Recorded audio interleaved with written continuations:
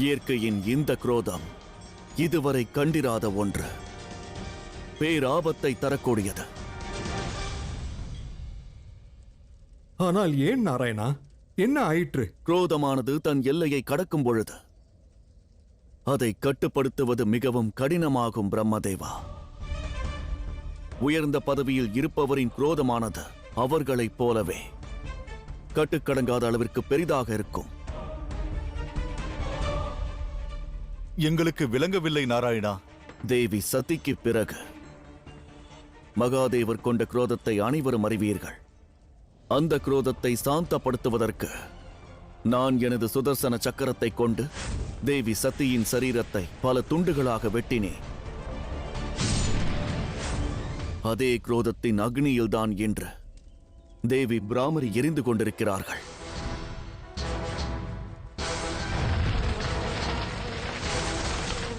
அவர்கள் அருணாசுரனை வதம் செய்வதற்காக மாபெரும் தேனியாக உருவெடுத்தார்கள். ஆனால் அதன் விளைவை பாருங்கள். பிராமரி தேவி தேனி ரூபத்தில் அண்ட சராசரத்தில் குரோத தாண்டவத்தை ஆடுகிறார்கள்.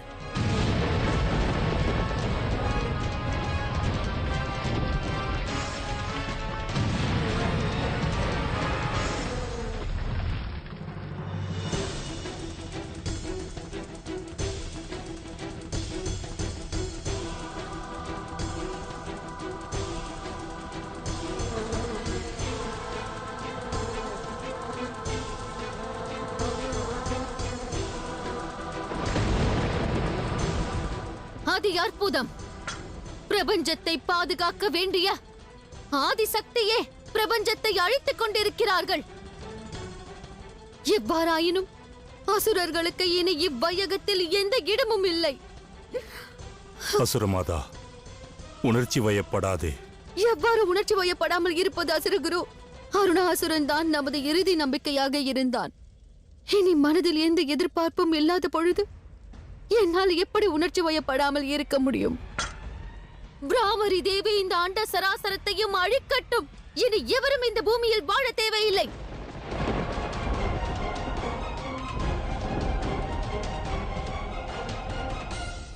இனி என்ன நடக்கும் நாராயணா?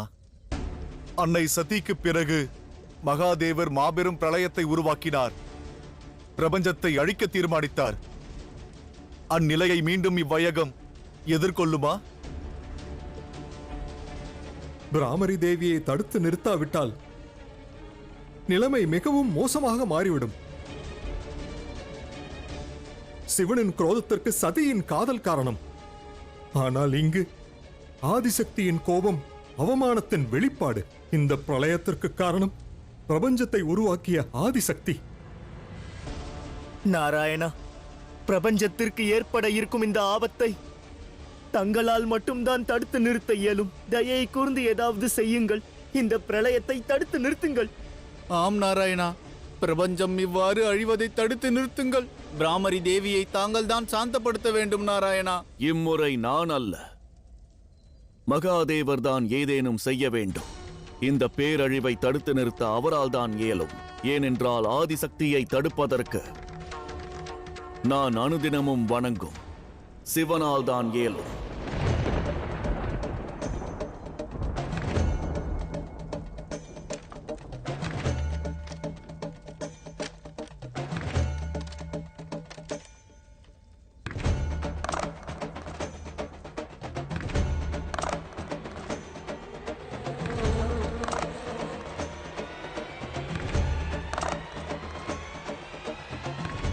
தந்தையே, ஏதேனும் செய்யுங்கள். நாராயணரும் கவலையில் இருக்கிறார். பிராமரி தேவியாக மாறிய அன்னை இப்பொழுது பிரபஞ்சத்தையே அழித்துக் கொண்டிருக்கிறார்கள்.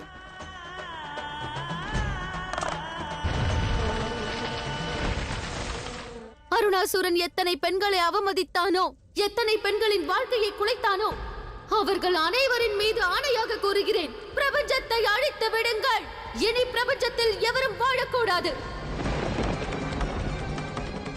இனி அசுர குலத்தில் உங்கள் சாபம் காரணமாக எவரும் ஜனனிக்க மாட்டார்கள் என்றால் அசுரர்களாக நாங்கள் இருந்து என்ன பலன்? இவ்வையகத்தை இன்றோடு அழித்து விடுங்கள்.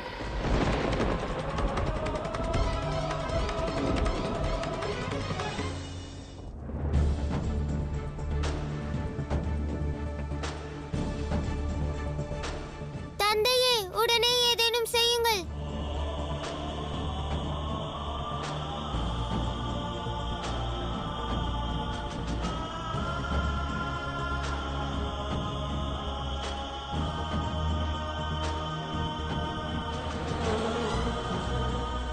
செய்யவிருப்பது சிவன் அல்ல, சுந்தரனே.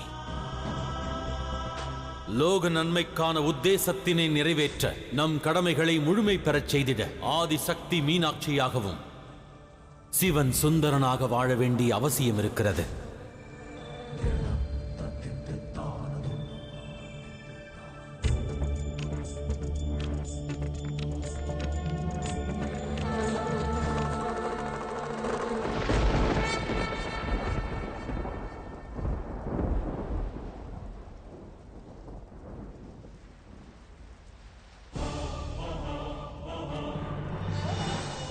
இன்று மகாதேவர் சுந்தரனாக மாறி என்ன செய்தாலும் சரி, அது அன்பின் எடுத்துக்காட்டாக மாறும். காலம் உள்ளவரை பிரபஞ்சத்தில் உள்ள காதலர்கள் அனைவரும், அனைத்து கணவன் மனைவியும் இதை ஒரு உதாரணமாக எடுத்துக்கொண்டு வாழ்வார்கள். எவ்வாறு நாராயணா? சற்று கவனமாக கேள் நந்தி. கண்களை மூடிக்கொண்டு மென்மையான அந்த நாதத்தை கேள். காதலின் இனிய ஒளியை கேள்.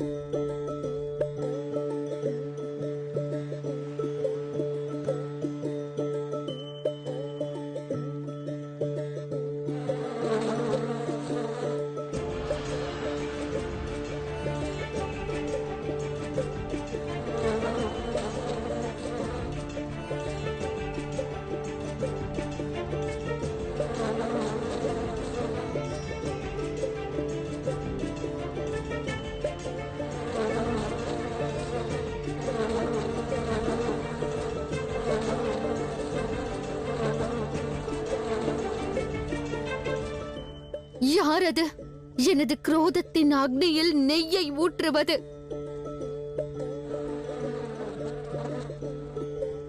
பதிலளியுங்கள் குருதேவா. இது என்ன ஒலி? பிராமரி தேவியின் குரோதம் எவ்வாறு சாந்தமாகிறது? இது அன்பின் ஒலியாகும் அசுரமாதா. சிவன் எழுப்பும் அன்பின் ஒலி.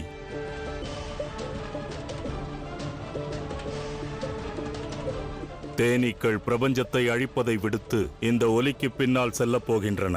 சக்தியை அமைதிப்படுத்துவதற்கான முயற்சிதான் இது. எதனால் வரை, இன்னும் எதனால் வரை குருதேவா? இந்த சிவனும் சக்தியும் ஒவ்வொரு முறையும் பிரபஞ்சத்தை பேரழிவிலிருந்து காப்பாற்றி விடுகிறார்கள். எவ்வாறு அனைத்து முறையும் அசுரர்களின் அனைத்து திட்டங்களையும் அவர்கள் இருவரும் தவிடுபடியாக்குகிறார்கள்.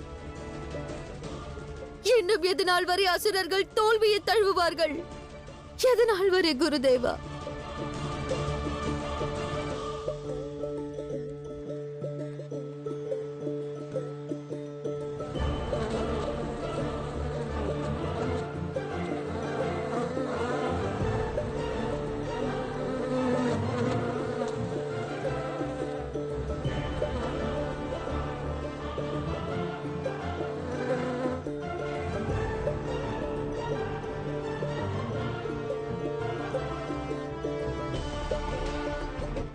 நாராயணா, மகாதேவரின் யுக்தியை கண்டீர்களா? மனைவியின் குரோதத்தை அன்பால் எதிர்கொள்கிறார். மகாதேவருக்கு இது எளிதாக இருக்கப் போவதில்லை. இப்பொழுது பிராமரி தேவி தேனியின் ரூபத்தில் அவ்விடத்திற்கு வந்திருக்கிறார்கள். ஆனால் அவர்களது குரோதம் இக்கணம் வரை அவ்வாறேதான் இருக்கிறது. அதற்கு முடிவு கட்ட வேண்டும். ஒருவருடைய குரோதத்தை ஒருவருக்குள் ஐக்கியப்படுத்த வேண்டுமென்றால் மாபெரும் வேதனையை பொறுத்துக் கொள்ள வேண்டும். பிராமரி தேவியின் குரோதமானது சுந்தரனுக்கு மாபெரும் வேதனையை தரப்போகிறது. வேதனையா? என்ன வேதனை நாராயணா?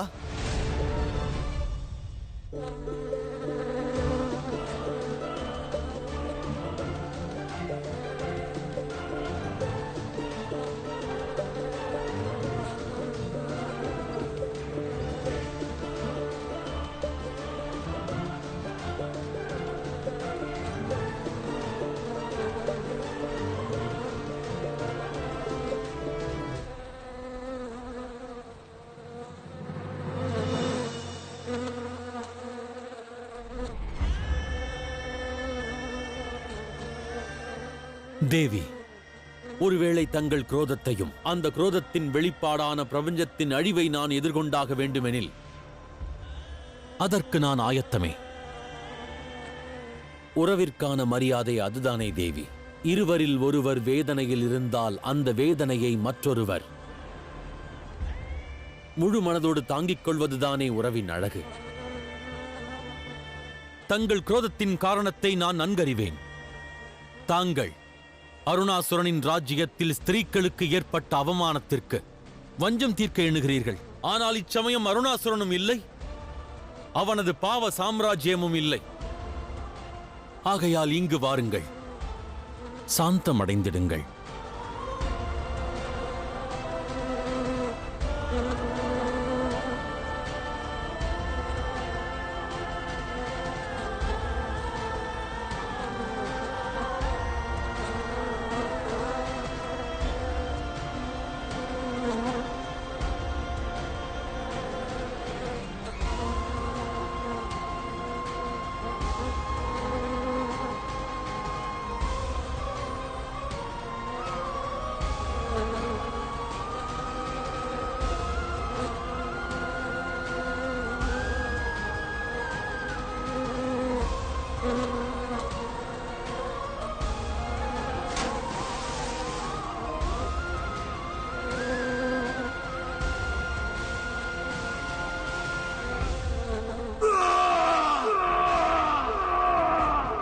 மகாதேவா!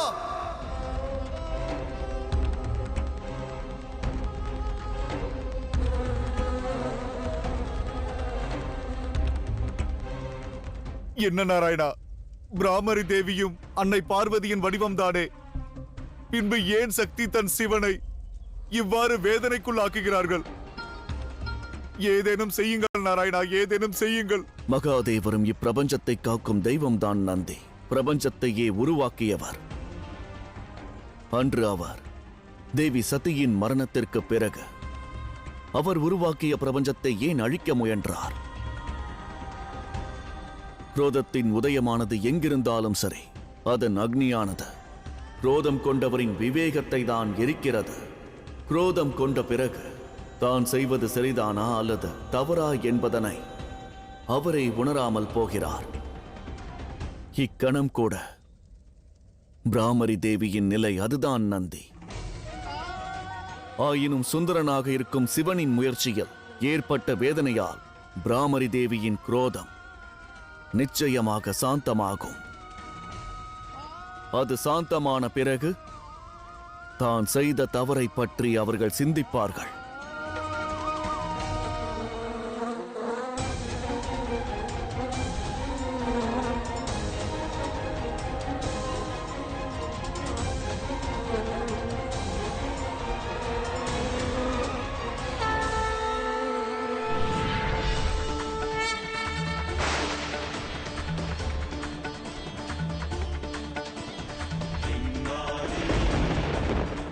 பிராமரி தேவி, தங்கள் உத்தேசம் முழுமை பெற்றது.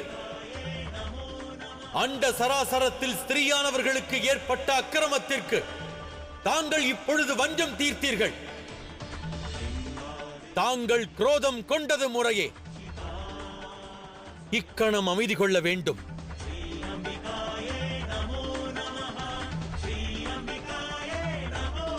சுந்தரனின் வணக்கத்தை ஏற்றுக்கொள்ளுங்கள்.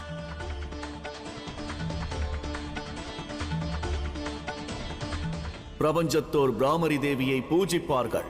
ஏனெனில் அவர்கள் பெண் இனத்திற்கு எதிராக தவறு செய்யும் பாவிகள் அனைவரையும் அருணாசுரனைப் போலவே நிச்சயம் தண்டிப்பார்கள். அதோடு பெண் இனத்தில் உள்ள அனைவரையும் பாதுகாப்பார்கள். பிராமரி தேவி போற்றி! பிராமரி தேவி போற்றி! பிராமரி தேவி போற்றி! அமைதி அடைய வேண்டும் தேவி. பிராமரி தேவியான தங்களின் உத்தேசம் பூரணத்துவம் அடைந்தது. குரோதம் துறந்திடுங்கள். என்னை தயை கூர்ந்து மன்னித்து விடுங்கள். பிரபஞ்சத்திற்கு இன்பத்தை அள்ளித்தரும் மகாதேவருக்கு நான் கொடிய வேதனையை தந்து விட்டேனே, அதற்கென்னை மன்னித்தருளுங்கள். பேரன்பிற்கிடையில் மன்னிப்புக்கிடமில்லை. மெய்யான அன்பு எங்குள்ளதோ அங்கு வேதனை இருக்காது. தாங்கள் மன்னிப்பு கோர வேண்டிய அவசியம் இல்லை தேவி.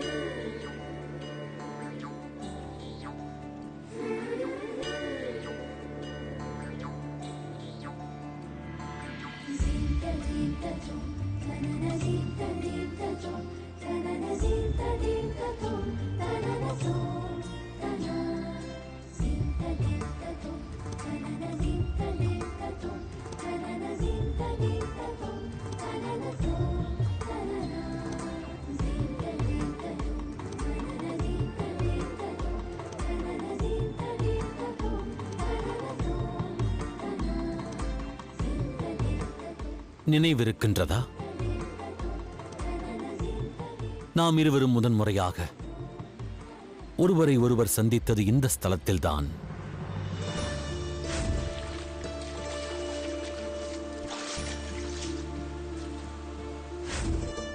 சிறுவனின் விருப்பத்திற்காக தங்களிடமிருந்து பாதி இரத்த கமலத்தை நான் பறித்தேன்.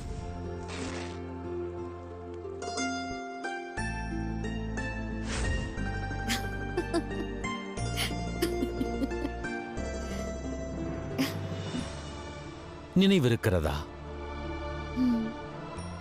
ஆகையினால் எங்கு தங்களிடத்திலிருந்து இரத்த கமலத்தை பறித்தேனோ இன்று அவ்விடத்தில் நின்று தங்கள் முன்னிலையில் தங்களை விவாகம் செய்யக் கோருகிறேன்.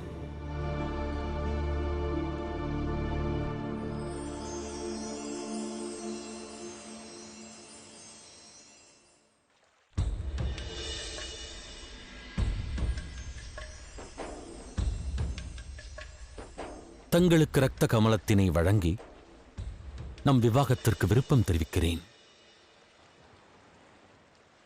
தாங்கள் என்னை விவாகம் செய்து கொள்வீர்களா?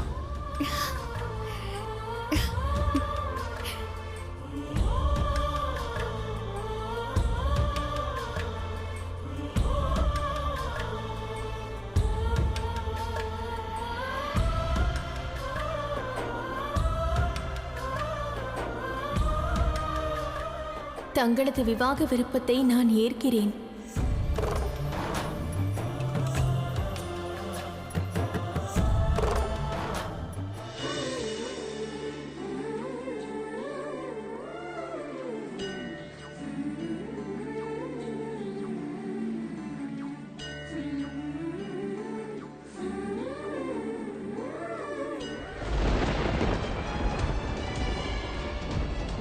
இதுவரை பல சூழ்ச்சிகளை நான் செய்திருக்கிறேன். அது அசுரகுரு சுக்ராச்சாரியாராக தேவர்களுக்கு எதிரானது. ஆனால் இப்பொழுது நான் நவ கிரகங்களில் ஒருவன். மானிடர்களோ தேவர்களோ கிரகங்களின் சீற்றத்தை அனைவரும் அனுபவிக்க வேண்டும். ஒரு கிரகமாக நான் எனது சக்திகளை இதுவரை பிரபஞ்சத்திற்கு காண்பிக்கவில்லை. ஆனால் இப்பொழுது காண்பிப்பேன்.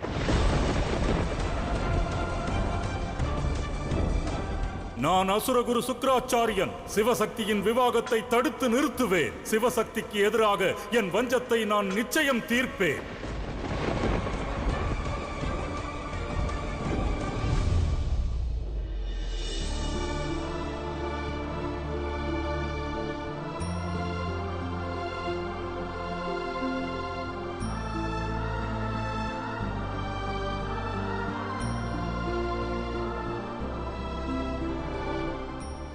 செல்லுங்கள்.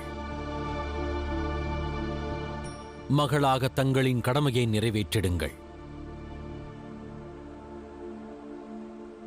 தங்களது தந்தையை விடுவித்திடுங்கள். அவரின் அரியணையில் அவரை அமர்த்திடுங்கள். தங்களின் அன்னை தேவி காஞ்சனமாலா உயிரோடு இல்லை. எனினும் அவர்களது இறுதி விருப்பம் தங்களின் விவாகம். அதை நாம் நிச்சயம் நிறைவேற்ற வேண்டும். எனது அன்னை காஞ்சனமாலா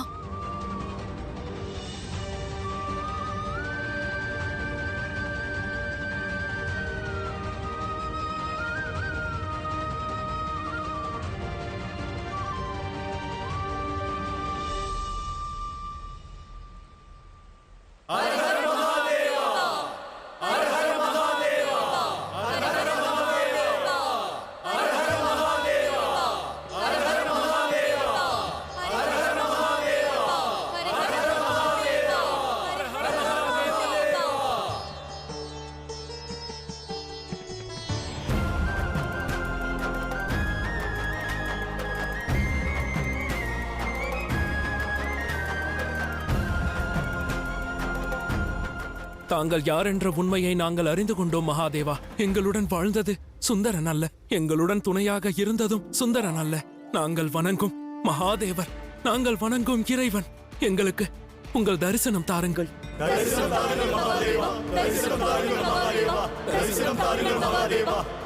இல்லை, நான் உங்கள் சுந்தரனே. உங்கள் யாவருக்கும் தோழன், சிவன் அல்ல.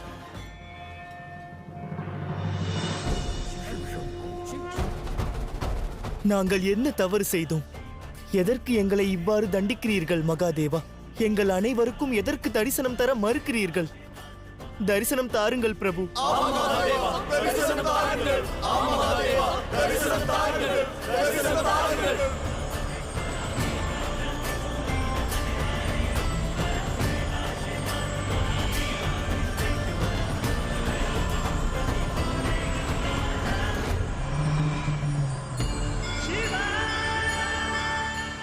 பார்த்தீர்களா?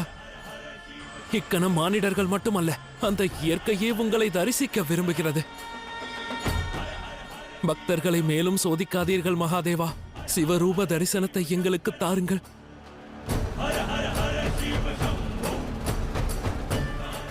சிவனை தரிசிக்க வேண்டுமா? இல்லையேல் என் குடும்பத்தினராக இருந்து சுந்தரன் விவாகத்தை நடத்தவிருக்கிறீர்களா? முடிவு தங்களுடையதே. கூறுங்கள், சிவனை தரிசிக்க வேண்டுமா அல்லது எனக்கு விவாகம் நிகழ்த்த வேண்டுமா?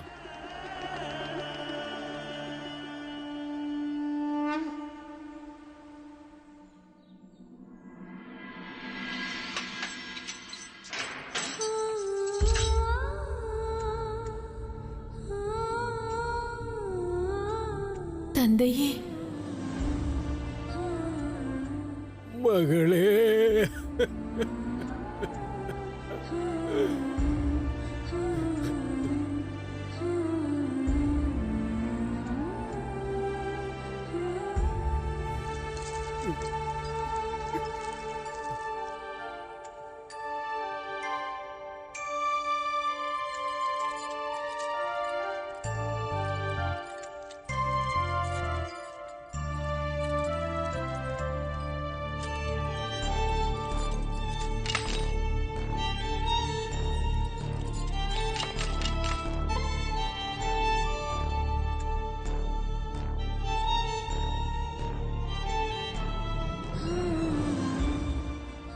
தந்தையே,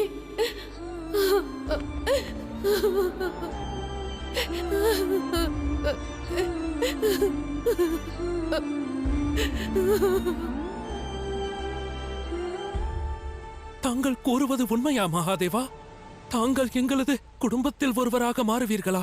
எங்களை தாங்கள் நம்மவர்களாக ஏற்பீர்களா? எப்பொழுதும் தாங்கள் என்னவர்? நான் உங்கள் அனைவரின் சுந்தரன், தங்களின் மைந்தன், தங்கள் சகோதரன், மேலும் தங்கள் தோழன். உண்மையாகவா மகாதேவா? எங்களைப் போல சாமானிய மானிடர்களை உறவாக ஏற்பீர்களா? தங்களுக்கு மட்டுமல்ல, இப்பிரதேசத்திற்கே ஓர் வரம் அளிக்கின்றேன். இங்கு ஜனனிக்கும் ஒவ்வொரு ஜீவராசியும், மானிடனோ விலங்கோ அல்லது பறவையோ, யாவரும் என் உள்ளத்திற்கு உகந்தவரே.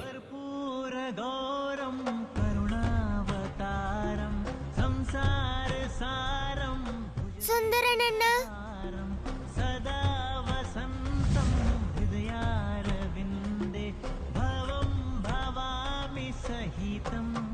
மகனே, சகோதரா,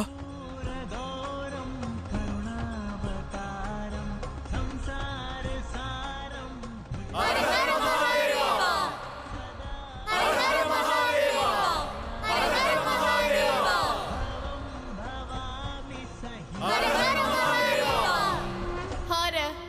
மகாதேவா.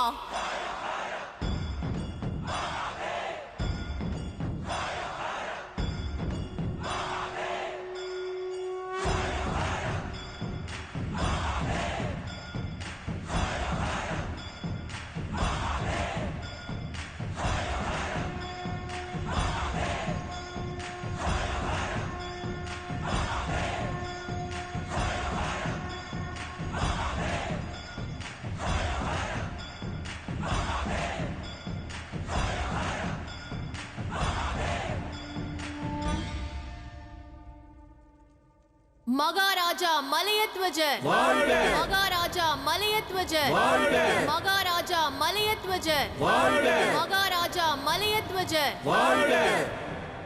தந்தையே,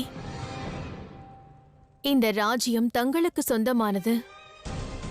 தாங்கள் இதன் அரசராக இருந்தீர்கள், இருக்கிறீர்கள், என்றும் இருப்பீர்கள்.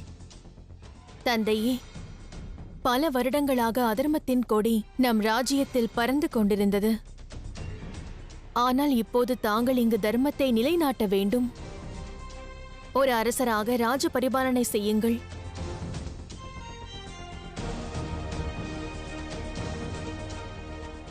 மகாராணி காஞ்சனமாலாவின் இறுதிச் சடங்கு கோலாகலமாக நடக்கும். முழு அரசு மரியாதையுடன் அது நிகழும். ஏற்பாடு செய்யுங்கள். அவ்வாறே மகாராஜா.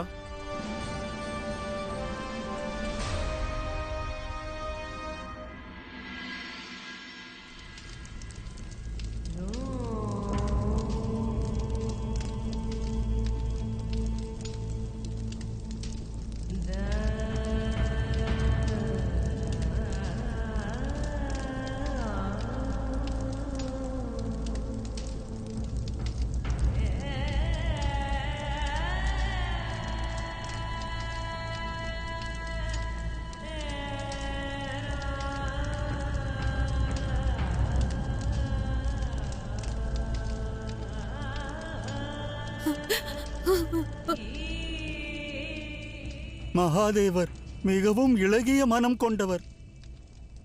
மகாதேவராக இருந்தும் கூட தனது வேதனையை அவர் வெளிப்படுத்துகிறார்.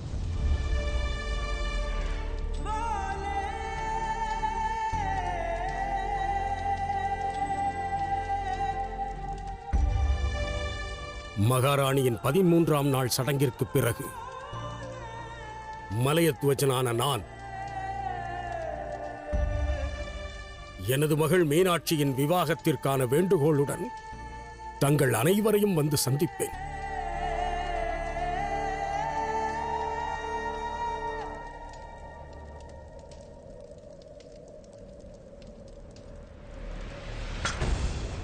சிவனையும் சக்தியையும் இணைப்பதற்காக இயற்கையும் விதியும் ஒன்றாக இணைந்து செயல்பட்டாலும் வெற்றி இந்த அசுரகுரு சுக்ராச்சாரியனுக்கே கிட்டும். மீனாட்சியையும் சுந்தரனையும் ஒன்று சேர நான் அனுமதிக்க மாட்டேன்.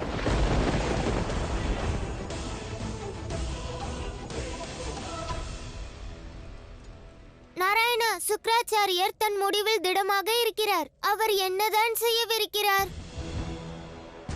அசுரர்களுடன் வாழ்ந்ததாலே அவர் அசுரராகிவிட்டார். சிவ பக்தியை மறந்து சிவனின் விரோதியாக மாறிவிட்டார்.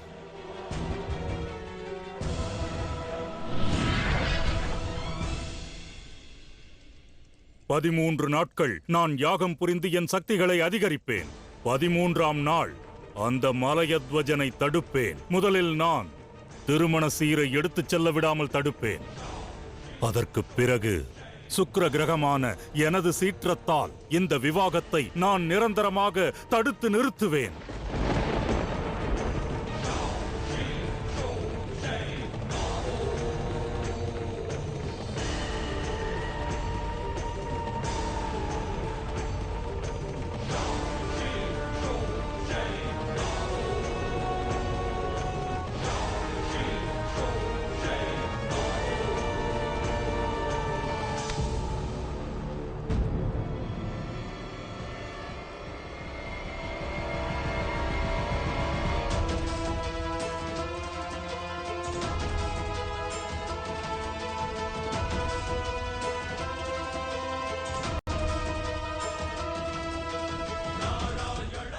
வன்மத்தின் அக்னியில் தங்களின் அடையாளத்தை எரித்து விடாதீர்கள் சுக்கராச்சாரியரே. தங்களுடைய இந்த செயல் பிரபஞ்சத்தோரின் பார்வையில் மிகவும் நீச்சமாக காணப்படும். இன்று நந்தியும் கூறிவிட்டான், அசுரர்களுடன் வாழ்ந்ததால் அசுரகுரு சுக்கராச்சாரியரும் அசுரராகிவிட்டார் என்றான். இதற்கு என்ன அர்த்தம் என்று புரிகிறதா? எனக்கு எதையும் எடுத்துரைக்க வேண்டாம். என் கரத்தை விடுங்கள் நாராயணா. சிவராத்திரி நெருங்கிக் கொண்டிருக்கிறது. அந்த தினத்தன்று சுந்தரனுக்கும் மீனாட்சிக்கும் விவாகம் நடக்கும். அனைவரும் சுபமுகூர்த்த வேளையில் பங்கேறுங்கள். அதற்கு இடையூறாக மாறாதீர்கள். கரத்தை விடுங்கள். நான் யாகம் நடத்த வேண்டும். இல்லையேல் பெரும் தவறு நேர்ந்துவிடும்.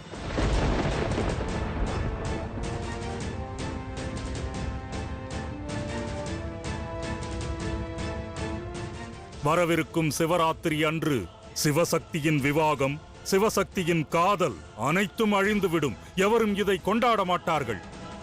சிவனும் சக்தியும் இணைய வாய்ப்பில்லை. நீ நினைப்பது நடக்காத சுக்ரா. நீ என்னதான் முயற்சி செய்தாலும் சிவனும் சக்தியும் என்றும் ஒன்றாக இருந்தார்கள். இனியும் ஒன்றாகவே இருப்பார்கள். அதை வரவிருக்கும் நாட்கள் கூறட்டும் நாராயணா. ஸ்வாஹா.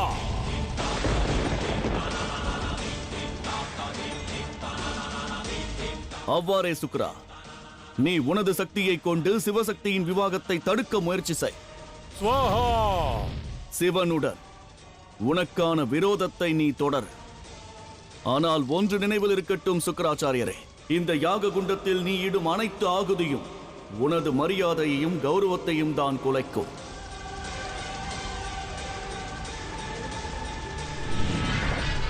ஸ்வாஹா.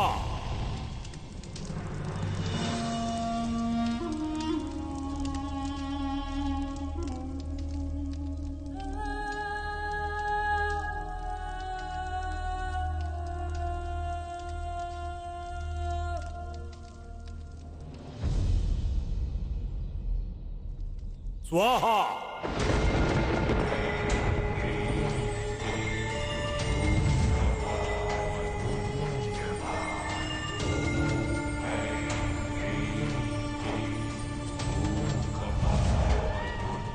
தாங்கள் யாகம் தொடங்கி இன்றோடு 13 நாட்கள் முடிந்துவிட்டன. இன்று மலையத்துவஜன் தனது மகள் மீனாட்சியின் சீரை எடுத்துக்கொண்டு சுந்தரனின் வனத்திற்கு செல்வார். ஆனால் அவரால் அந்த திருமண சீரை சுந்தரனிடம் தர இயலாது.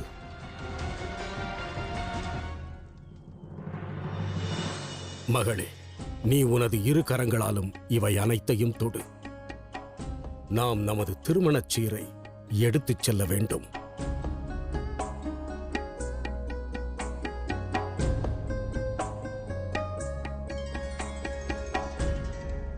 ஸ்வாஹா.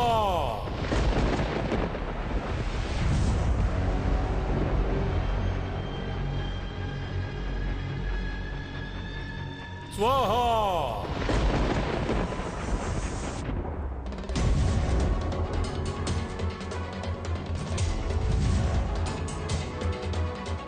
ஸ்வாஹா.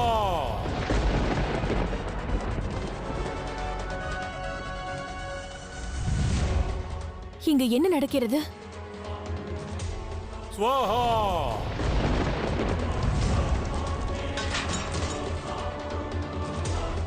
அனைத்தும் அமங்கலமாக நடக்கின்றதே. இன்று அரண்மனையிலிருந்து சுந்தரனுக்காக திருமண சீர் வரப்போகிறது. மிகவும் மகிழ்ச்சியோடு இருக்கிறேன். வெகு விரைவில் அவர்கள் இங்கு வந்து விடுவார்கள். ஏராளமான உணவு பண்டங்கள், கனிகள், அரண்மனையில் இருந்து இனிப்பான மாங்கனிகள், திராட்சை, வாழைப்பழம் அனைத்தும் வருவதால் நான் ஏதும் உண்ணவில்லை. சுந்தரனின் திருமண சீரை உண்ட பிறகுதான் எனது வயிறு நிரம்பும். அவர்கள் வரப்போவதில்லை.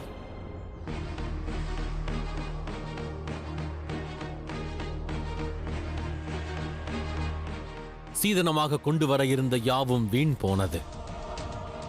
கனிகள் குலைந்தது, ஆபரணங்கள் எரிந்தது.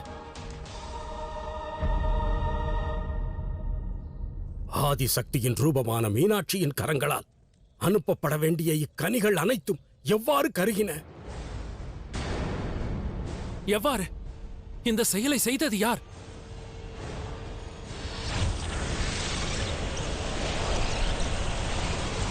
அவர்களது அனைத்து முயற்சியும் வீணாகும். இன்று மங்களகரமானது அனைத்தும் அமங்கலமாகும். முயற்சிகள் அனைத்தும் வீணாகும். சீரும் செல்லாது, விவாகமும் நடக்காது.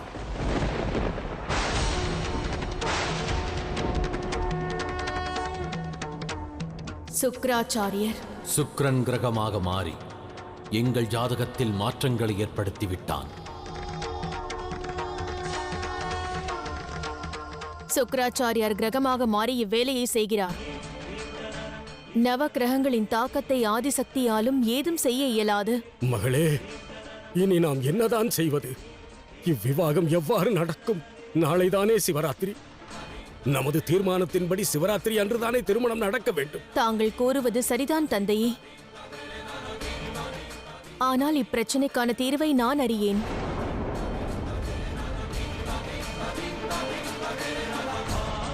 ஸ்வாஹா.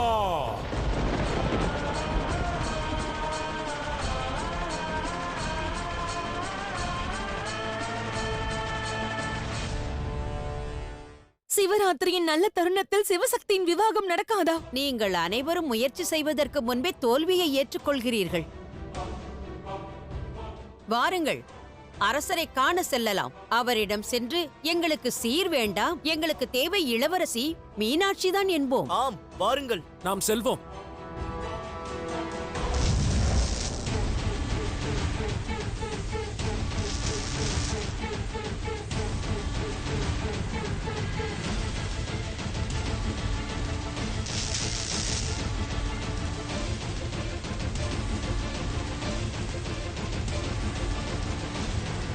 சுந்தரா, இது என்ன மாயை?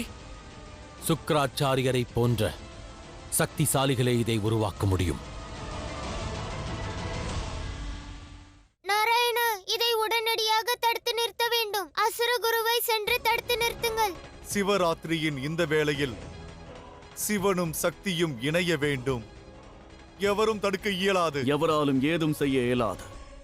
ஏனென்றால் இந்த யுத்தம் சிவசக்தியின் யுத்தமாகும். அதில் அவர்கள்தான் போர் புரிய வேண்டும். அப்பொழுதுதான் நாளை தனது விவாகத்தின் அற்புதமான தருணத்தில் இந்த அண்ட சராசரத்தில் உள்ள அனைவருக்கும் தங்கள் அன்பளிப்பை தர இயலும். நாங்கள் இருவரும் நிச்சயம் இணைவோம். சிவராத்திரி அன்று சிவனுடன் இந்த சக்தி நிச்சயம் இருப்பாள். அதற்காக என்ன செய்ய வேண்டியது வந்தாலும் அதை நான் செய்வேன். சிவராத்திரியின் உற்சவத்தை என் சக்தியோடு சேர்ந்து கொண்டாடுவதற்கு அனைத்து முயற்சிகளும் செய்ய நான் தயார். ஸ்வாஹா.